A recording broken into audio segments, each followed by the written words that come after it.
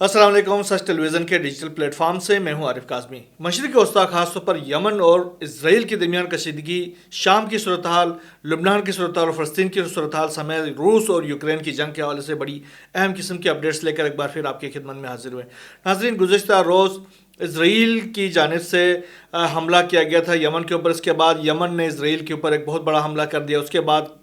गुज़श्ता रोज़ जो कार्रवाई की गई थी बरतानिया और अमेरिका की जानिब से, ख़ासतौर पर यमन के सना एयरपोर्ट को एक बार फिर निशाना बनाया गया था, जिसके बाद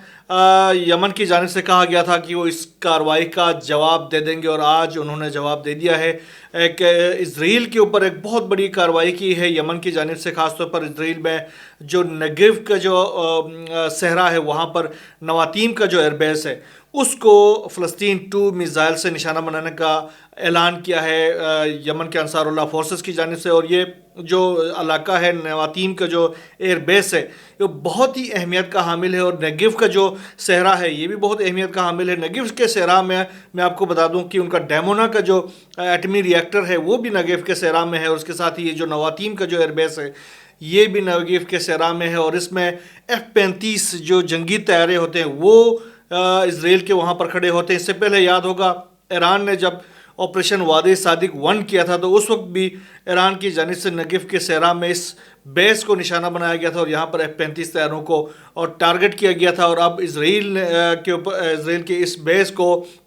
यमन की जानिब से एक बार फिर निशाना बनाया गया। यमन ने सना एयरपोर्ट के ऊपर हमलों के जवाब में पहले तो बिन गोरियन एयरपोर्ट को निशाना बनाया, उसको तबाह कर दिया। उसके अंदर जो उनके जो जहाज़ थे, उनको तबाह कर दिया। उसके बाद अब जो नवातीम का जो बेस है, इंतहाई स्ट्रेटजिकली अहमियत का हामिल है, और उसमें उनके जो एटॉमिक जो लोकेशंस है, वो भी इस बेस के ऊपर मौजूद है। और उसको अब यमन की जो अंसारुल्लाह फोर्सेस की जानिब से निशाना बनाया गया है। आने वाले वक्तों में इस तरह के और भी डेवलपमेंट सामने आती रहेंगी, जो कि हम आपसे शेयर करते रहेंगे।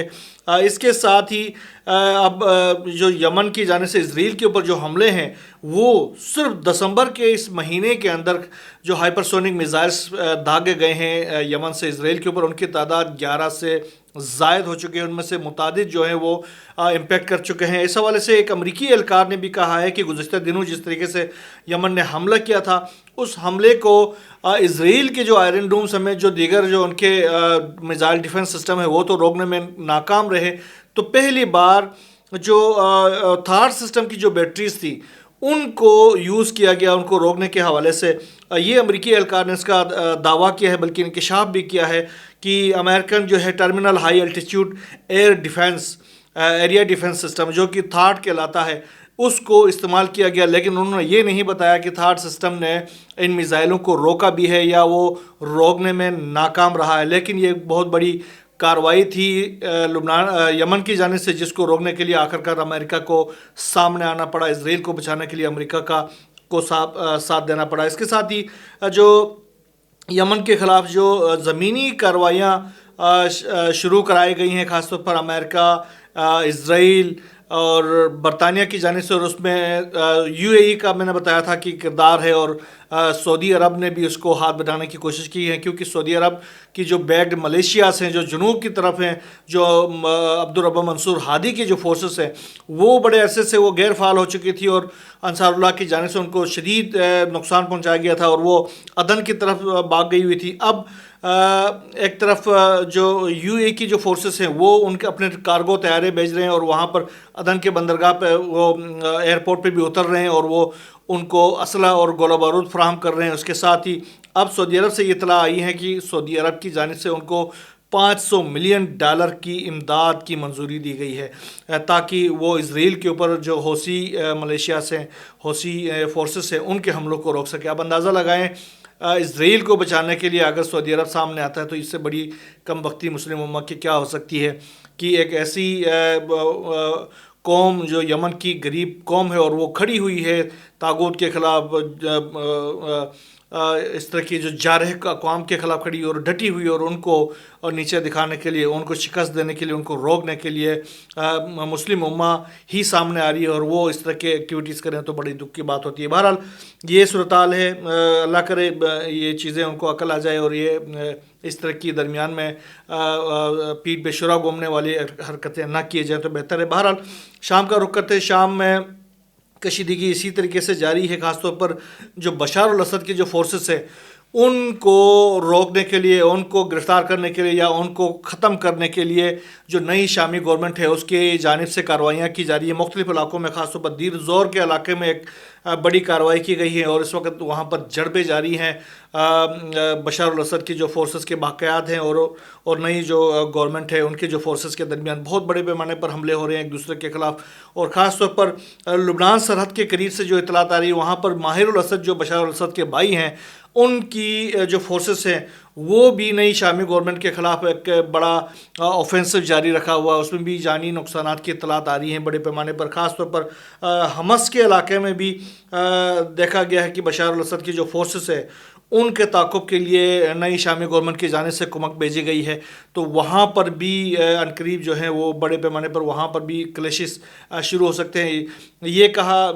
جانا بہتر ہوگا کہ شام کے اندر اب باقاعدہ جو ہے وہ انریسٹ کا ایک سلسلہ شروع ہو گیا ہے جو کہ آنے والے وقتوں میں اور زیادہ تیز ہو سکتا ہے۔ دوسری طرف میں نے آپ کو پہلے ہی اپنے گزشتہ ولاگ میں بھی بتایا ہے کہ جو حلب اور دیگر علاقوں کے اندر ادلب، سعد، سراقب کا جو علاقہ ہے ان تمام علاقوں میں جو ایس ڈی ایف فورسز ہیں جو امریکن بیکڈ ہیں اور پھر ترک فورسز کے درمیان وہاں پر بھی گھمسان کی جنگ جاری ہے اور کسی بھی وقت ترکی اور امریکہ کا ڈائریکٹ کلیش بھی ہو سکتا ہے۔ اس کے علاوہ جو گزشتہ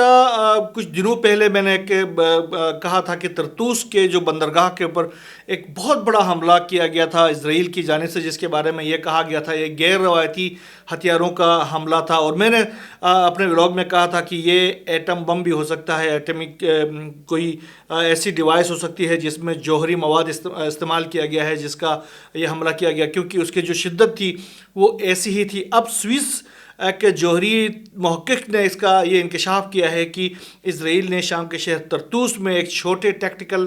ایٹم بم کا استعمال کیا تھا۔ اب اندازہ لگائیں کہ جو ہم نے 2 ہفتے پہلے جب یہ حملہ ہوا تھا تو اسی وقت ہم نے کیا تھا، کیونکہ پورے علاقے میں زلزلہ آیا تھا اور بہت بڑی تباہی ہوئی تھی، اور اس کی جو شدت تھی وہ کوئی روایتی ہتھیار کے نہیں تھے، وہ غیر روایتی ہتھیار کے تھے، اور اس کا اب تفصیلات سامنے آ رہی ہے۔ اور سیٹلائٹ کی جو تصاویر ہے اس میں تقریباً 200 فٹ چوڑا ایک حصہ دکھایا گیا ہے، جو پہاڑ کا ایک حصہ دکھایا گیا جو آسمان میں غائب ہو جاتا ہے، اور اس کے بعد درخت جو ہیں وہ پورے 1 کلومیٹر کے علاقے میں وہ سارے غائب ہو جاتے ہیں۔ یہ آپ اندازہ لگائیں کتنا بڑا حملہ تھا۔ اس سے پہلے بھی جو لبنان کے اندر جو بندرگاہ میں جو دھماکہ ہوا تھا ان کے کیپٹل کے، تو وہاں پر بھی اسی طرح کے ہی مناظر دیکھے گئے تھے، اس کے پیچھے بھی اسرائیل کا ہاتھ تھا، وہاں پر بھی بہت بڑی کارروائی کی گئی تھی۔ اور اب دوسرا جو بڑا حملہ کیا گیا تھا وہ طرطوس کے علاقے میں، اور وہ غیر روایتی ہتھیاروں کا ہے، اور اسرائیل نے اپنے غیر روایتی ہتھیاروں کے جو ٹیکٹیکل بم ہے ایٹم بم کو انہوں نے وہاں پر ٹیسٹ کیا ہے، جو کہ انسانیت کے خلاف بہت بڑا جرم ہے۔ رشیا اور امریکہ اور برطانیہ کے حوالے سے جو ایک کشیدگی جاری ہے شام کے اندر، اس کے حوالے سے رشیا نے یہ اعلان کیا ہے، رشیا نے یہ دعویٰ کیا ہے کہ امریکی اور برطانوی جو خفیہ ادارے ہیں وہ شام میں جو روسی بیسز ہیں ان کے اوپر حملوں کا منصوبہ بنا رہی ہے، اور ان حملوں کے ارتکاب کے لیے خاص طور پر روس میں کالعدم قرار دی گئی کچھ جماعتیں ہیں جن کے جنگجوؤں کو جو کہ دمشق میں شام میں وہ گرفتار تھے، اب نئی جو شامی گورنمنٹ ہے انہوں نے ان کو رہا کر دیا ہے، تو وہ جو عناصر ہیں ان کو استعمال کیا جائے گا۔ لازم بات ہے وہ جو عناصر ہیں وہ روسی نسل ہیں اور روسی شناخت کے ہیں اور روسی پاسپورٹ کے حامل یا شناخت کے حامل لوگ ہیں، تو لامالا ان کا استعمال، ان کو رہا کر دیا گیا اور ان کو استعمال کیا جائے گا۔ تو یہ کہا جائے گا کہ یہ تو رشین لوگ تھے جو کہ وہاں سے پوٹن کے مظالم سے تنگ آ کر یہاں آئے تھے اور انہوں نے حملہ کر دیا ہے۔ در حقیقت رشیا نے پہلے ہی اس کا اعلان کر کے یہ جو سازش ہے اس کو ناکام بنا دیا ہے کہ رشین جو بیسس ہیں ان کے اوپر حملہ ہو سکتا ہے، اور اس کے پیچھے جو پرپیٹریٹرز ہیں وہ امریکہ اور برطانیہ ہیں۔ اس کے ساتھ ہی रशिया ने एक और ऐलान किया है, एक और इंकशाफ किया है कि रशिया के अंदर जो यूक्रेन और रशिया के दरमियान जो कशीदगी है, इस दौरान गुज़िश्ता दिनों जैसे यूक्रेन की जानिब से रशिया के जो है जौहरी जो फोर्सेस है उनके जो चीफ को मार दिया गया था, एगोर क्रिलोव को। तो अब उन्होंने कहा है कि रशिया की जो सिक्योरिटी फेडरल सिक्योरिटी सर्विस के ने ये कहा है कि एक यूक्रेन की जानिब से एक बहुत बड़ी साजिश तैयार की गई थी, जिसमें एक पोर्टेबल म्यूज़िक स्पीकर में बम छुपाया गया था और उससे एक आला सतह के जो रूसी एहलकार था उसको हलाक करना था उनका, और दूसरा एक रूसी नवाज जंगी व्लॉगर है उसको वो कत्ल करना चाहते थे। तो ये कत्ल कैसे, ये साजिश जो है वो कैसे बेनकाब हो गई? असल में जो रशिया की जो केजीबी से मुंसलिक एक उनके ऑर्गेनाइजेशन है एफएसबी, उसके एक ऑपरेटिव ने, उसके एक एहलकार ने किसी तरीके से यूक्रेन के खुफिया एजेंसियों से रब्ता कायम कर लिया, और उस रब्ते के दौरान उसने अपने आप को जाहिर कर लिया कि वो उनके लिए काम करना चाह रहे हैं। तो उस दौरान उन्होंने बाकायदा उसको वो लोकेशन बता दी जहाँ पर वो बम रखा गया था। तो उसके बाद उन्होंने एसबीएफ के एफएसबी के जो एहलकार है उन्होंने जाकर उस बम को नाकारा बना दिया, और उसमें कहा गया है कि तकरीबन ये 1.5 किलोग्राम का बम था, और उसमें बाल बेरिंग्स और मुख्तलिफ चीज़ें भरी हुई थी, और उसको एक जो पोर्टेबल म्यूज़िक स्पीकर के अंदर छुपाया गया था। और वो जब म्यूज़िक एक्टिविटी हो रही होगी तो उस वक्त उसको एक्सप्लोड कर लेते और उसको दोनों को वहीं पर ख़त्म कर दिया जाता। लेकिन ये जो साजिश थी वो बरवक़्त उनकी पकड़ी गई और उन शख्सियात की जो जान है वो महफूज होगी। बहरहाल रशियन गवर्नमेंट ने इसके हवाले से एक सख्त तरीन इकदाम लेने का उन्होंने अंदिया दिया है कि वो यूक्रेन के ख़िलाफ़ इसका बदला ले लेंगे और यूक्रेन को इसकी सज़ा ज़रूर दे देंगे। दूसरी तरफ अगर हम काबुल का रुख करें, गुज़श्ता हमने अपने व्लॉग में कहा था कि काबुल में एक बहुत बड़ा धमाका हो गया है, ख़ास तौर पर उनकी जो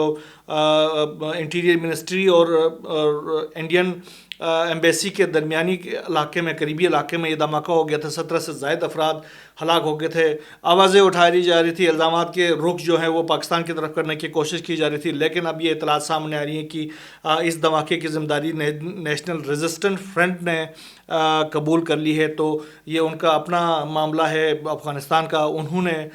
कबूल कर ली, उनके जो मुखालिफिन हैं तालिबान के उन्होंने ये कबूल कर ली है। बहरहाल उनकी जो साजिशें थी जो पाकिस्तान के ख़िलाफ़ वो भी नाकाम हो गई। ये कुछ डेवलपमेंट्स हैं, इसके साथ ही मज़ीद नई जो डेवलपमेंट्स हैं इस तमाम रीजन के अंदर सूरत हाल के हवाले से वो इंशाअल्लाह हम आपसे शेयर करते रहेंगे। यहाँ बस इतना ही। अल्लाह हाफ़िज़।